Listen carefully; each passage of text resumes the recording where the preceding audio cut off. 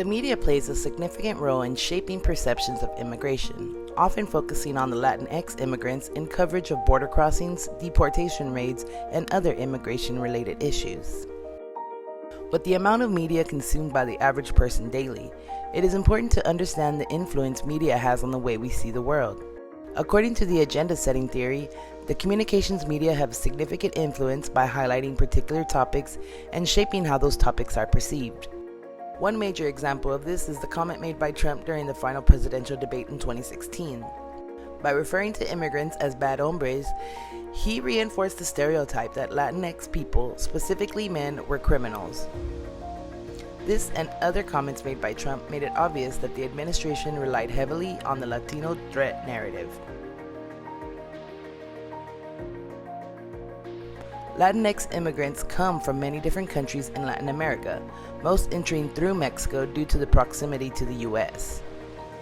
The Latino Threat narrative perceives Latinx individuals as a burden, danger, or threat to society. This idea dates back to 1924 when the Immigration Act was passed by President Coolidge. Western and Northern Europeans were desired immigrants, making other populations viewed as unwelcome. New importance was put on national borders, which brought about the creation of the Border Patrol. This also brought about the idea and creation of the term illegal alien. The Immigration Act of 1924 placed a quota on immigrant populations with the goal of a more homogeneous population.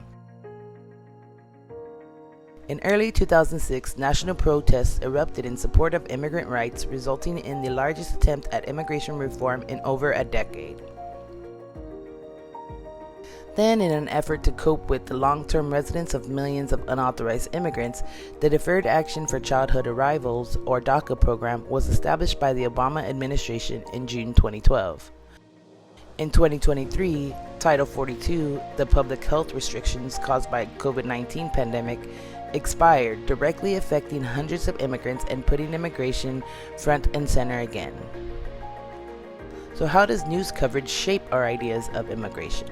It was found that coverage of immigration issues vary according to the language in which it's offered. The study also discovered that English language coverage tends to focus on negative aspects of immigration.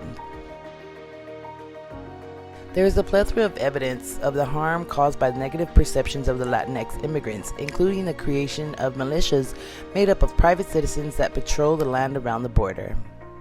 By often featuring stories about immigration issues framed as the border crisis, news outlets are furthering the idea that the Latinx populations are the root of the problem.